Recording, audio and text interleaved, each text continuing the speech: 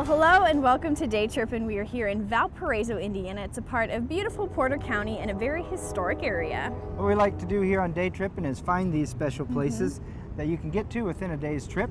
And these are just places we feel you need to come and visit. That's right. It's a very family-friendly trip this time. We're sitting in the middle of Central Park, which is kind of a centralized location, as you can tell by its name. And there's a farmer's market around us, something that Valparaiso really prides itself on. The downtown area is great. It's very pedestrian friendly. Just walk from place to place, shops everywhere. Perfect for hanging out for the day. Yeah, I've already seen people eating breakfast out here this morning, heading maybe to work a little late. I'm not sure what's going on. But one thing's for sure, when you come to Valparaiso, there's something for everyone. The city of Valparaiso is located 40 miles southeast of Chicago and boasts an eclectic suburb feel. With an active downtown, it's easy to find spots to grab dinner, enjoy entertainment, and even buy local produce. And just a few blocks away is one of the most famous ice cream spots in town, Valpo Velvet. There are gardens to wander, nature to enjoy, and even miniature trains. And just outside of town is one delicious candy factory. It's a perfect getaway for any sweet tooth. From June through October, on Tuesdays and Saturdays, Central Park downtown hosts a farmer's market with everything from fresh baked goods to locally grown produce. This market's been around for about 30 years. It's a nice market. It's a very community-based market. This is a true farmer's market. In other words, nobody buys stuff from out of town, comes in and tries to pass it off as their own. Everybody grows their stuff here. So that's one of the neat things that makes this market different than many others. There are fresh flowers and homemade crafts. The farmer's market is the perfect place to start your downtown experience. And just a couple of blocks down the way from Central Park is the Porter County Museum of History, which was originally the home of the local sheriff, as well as the jail. Kevin Pazur gave us the history of this northern Indiana community. Basically, Porter County was founded in 1836, and Valparaiso was founded very shortly after. And there's actually a really interesting story about how two groups vied to plot the city. And one was here and one was just outside of town. And the determining factor in this, because they were going back and forth, was that the man that plotted here gave so much land to the public square that they said, we're going to pick here, and the other little settlement disappeared, and this kind of took root as Portersville at the time. So many people come here and they say, oh my goodness, you know, the original buildings are still here, and when you delve into the history a little bit, you realize they're about the third generation buildings, that when the settlers first came here, they had very rough wooden structures that didn't essentially make it very long out of the 1830s. After that, there was a whole series of other frame and brick buildings, and then about 1870s, which is this building, and on, most of the downtown buildings fall into the 1880s, 1890s categorization, but it's still neat that these buildings are preserved because you go so many places and things have been torn down, and there are signs to say, you know, this used to be here, or this was built and it was raised, where you can come to Valparaiso and see a lot of the buildings that have incredible history and incredible stories to go along with. And one of the things that we try to do at the museum moving forward is capture the stories of the early times so people know what it was like, that it wasn't exactly what it is now, but that there is a really, really interesting history of Valparaiso. You can pretty much get anywhere downtown by foot. You don't have to get into your car. You can go anywhere. You can walk to Central Park. You can come here to the museum, and you can go and have dinner down the street and sit and see all the people walking. And just, it's something you really have to experience for yourself. It's quite amazing. Nathan, now that we know all the history of downtown Valparaiso and the city of Valparaiso, it's neat to come down here and see all of the cool old buildings. And to see how close they are to each other and see how easily it is just to go from one to the next and see the wide variety all in the same place. Yeah, there's a cupcake shop, there's a boutique, a coffee shop, some bistros. I mean, there's really so much to offer when you're down here. So let's just go ahead and go check it out now. The shops have held on to their historic character. Just a glimpse inside and you'll see the charm from an older time. What you might have pictured as the candy store is now selling sweets with a more modern taste. and each has its own story, like Pick's Tavern, which used to be a Chicago meat market. There's lots of local food and local flair in downtown Valparaiso. Stephanie, we have seen the farmers market, we've seen the downtown area, we've learned about the history of downtown in Valparaiso, and we did all that on foot. We got out of our car once, and we just got to see everything on foot. That's right, we parked our car all day long, and we have just walked around everywhere, but there's one place that we have not hit up that is very famous in downtown Valparaiso. That's right, it's something I'm really looking forward to, and that is a very famous ice cream spot. We'll see that after the break.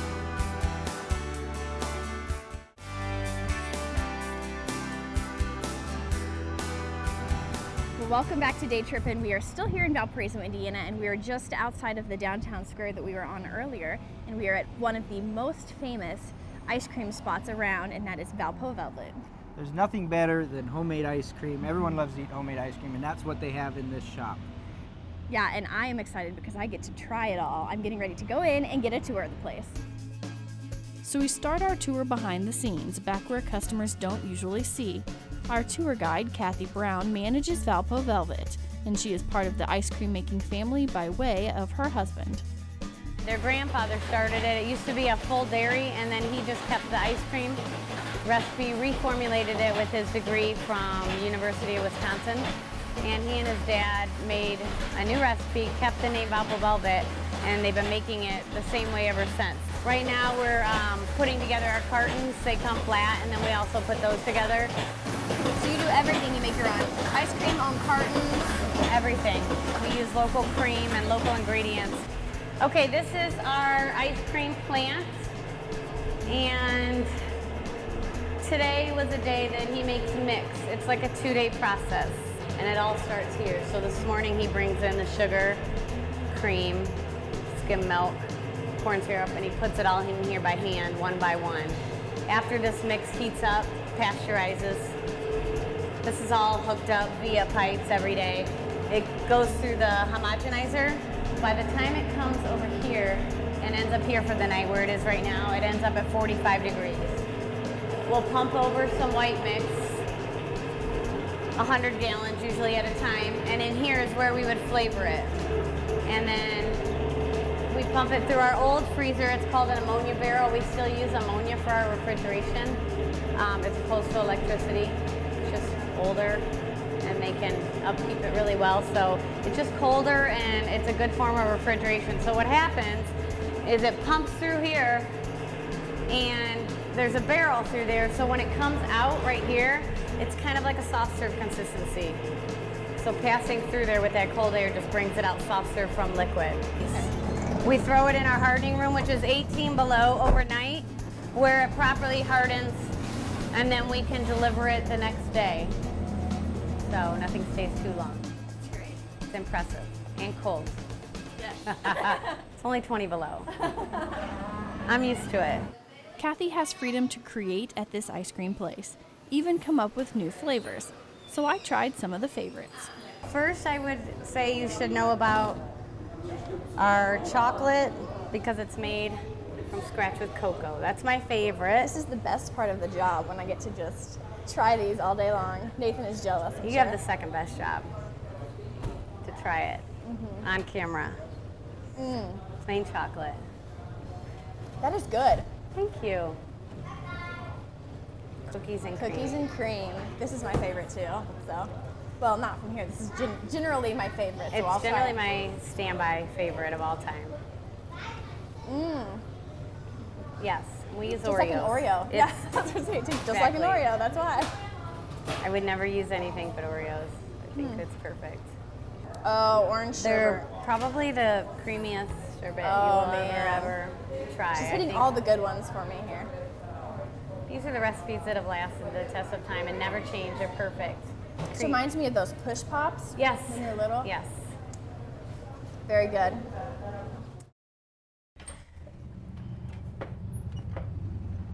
Now, you know, Nathan, I have tried all of them, well, most of them, and I have settled on the chocolate because it is by far my favorite. Well, I was jealous watching you try all of those, but this coffee espresso is making up for it for sure. Hey, they know how to treat us. I mean, I got the tour, so I got to taste them all. It's only fair, right? Well, when we come back, we're gonna head a little bit out of Valparaiso. We're heading to Taltree, Arboretum, and Gardens.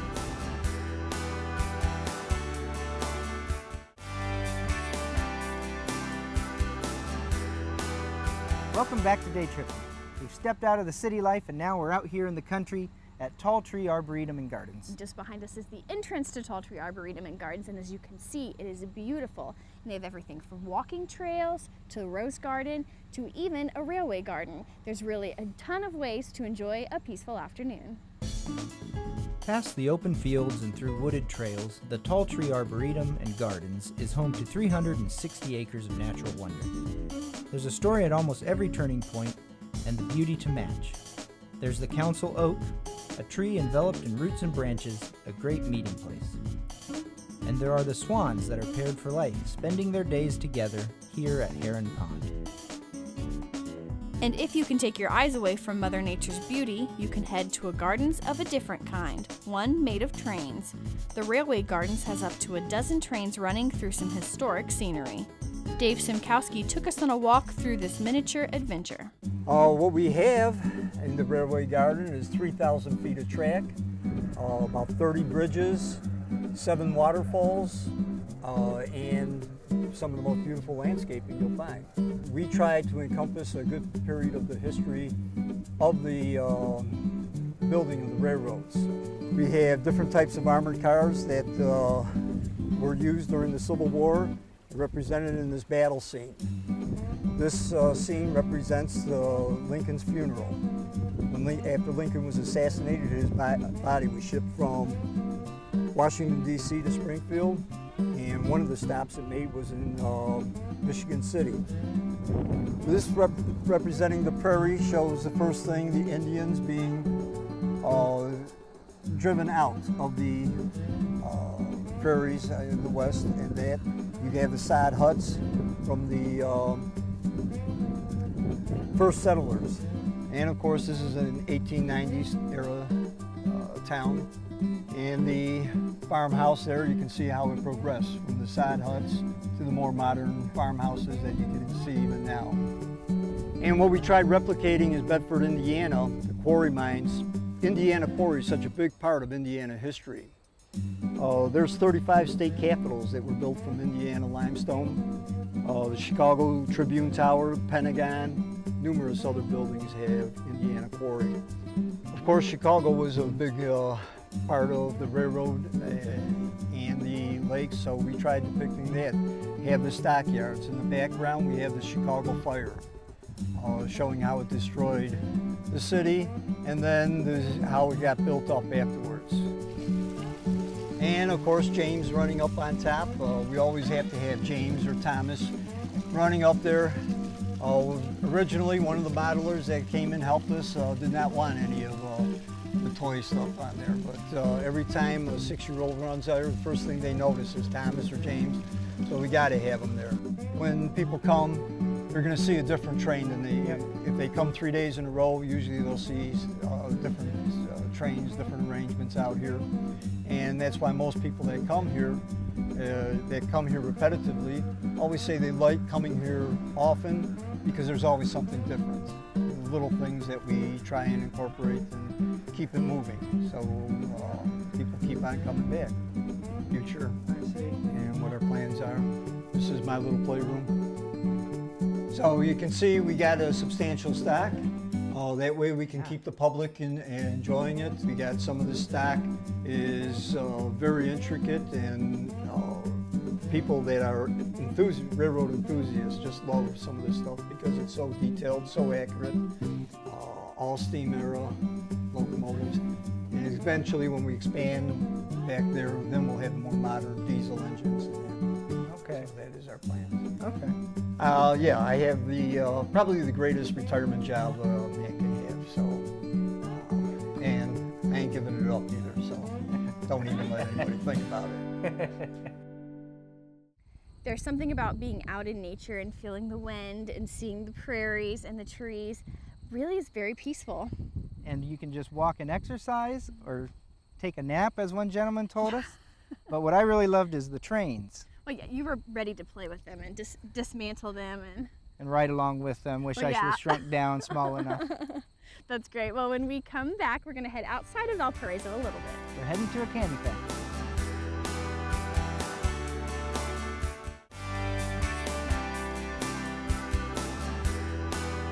Welcome back to Day Trip, and we've traveled just about 10 minutes down the road from Valparaiso to Merrillville to the Albanese Candy Factory. And Stephanie, we're in for a treat, no pun intended.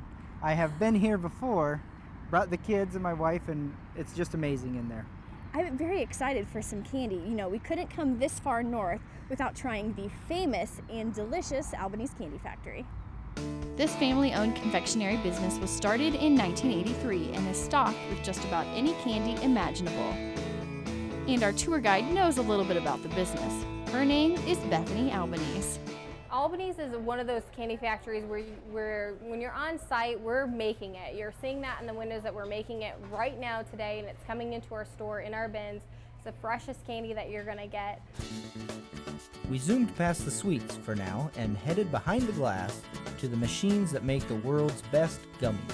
We're the only candy manufacturers of gummy in the United States, which will actually show you how we make gummies. So first it starts off with a mogul. Right now he's loading up the trays of the gummies that were made yesterday because it takes 24 hours for gummies to dry. So these are the gummies that we made yesterday. They're green apple bears. The machine is taking them off one at a time and dumping the tray over, refilling it with cornstarch. The gummies and the cornstarch go down through a cleaning process. The gummies need to get cleaned off. So these are your green apple bears as they just come out of the line. They've been blown off of all the cornstarch and they go into our tumbler to get the shiny coat. This is also where we would add our sugar or sour coating to the item if we chose to. It goes then up a conveyor belt over to our packaging equipment that then packs them into bulk bags or in specialty size bags that we sell worldwide. Back in the store, you can buy those green gummies, or any other color. In fact, you can get just about anything your sweet tooth is craving. Coming to Albanese is like taking a step back into your childhood. And in fact, we often joke that we have no adults when you come into our store, that everyone kind of goes back into a kid and they get so excited over all the nostalgic candy that we have, candy that just brings back memories. So all the adults really find a piece of their childhood here and are making new memories with their families when they're trying our gummies, which is something, it's our claim to fame is our world's best gummies. When you eat a red bear, it's just not a red bear anymore. It's a cherry bear. You can taste the cherry when you bite into it. We encourage you to try it before you buy it. It helps you to understand what you like and what you don't like. And 10 to 1, you're gonna like it and you're gonna end up buying a little bit more so you can take it home and share with others when you come in. So of course, we took her up on that offer. So I'll give you a sample of the green apple gummy bears you guys saw coming off the line earlier. And these are the freshest gummies we're ever Freshest gonna eat. gummies you're ever gonna eat. And if you notice there's an A on the belly of the bear, that's our stamp. So when you guys are shopping around your local area, it may not have Albanese on the package, but you can always look for that A to identify it. These are very, very green apple. I love them. Our most popular gummy item is our 12 flavor bears. No one else has 12 flavors even created. We have blue raspberry, we have grapefruit, we have grape. We have all these wonderful, delicious, yummy flavors, and Albanese is known for being the leading innovator of new gummies. So as you guys are trying them, those are just flavors that you're not going to get anywhere else. Try more than one. What's the light green one? Light green is lime. I like that one a lot. Yeah, that one's really popular. I hear the malt balls are a very popular option. Yes, our triple dipped malt balls. They are triple chocolate coated. And they're massive. They're like the size of a golf ball. Okay. Oh, you're gonna want more than just one. We'll try one right now. Put the whole thing Sure I in will. though. I can't.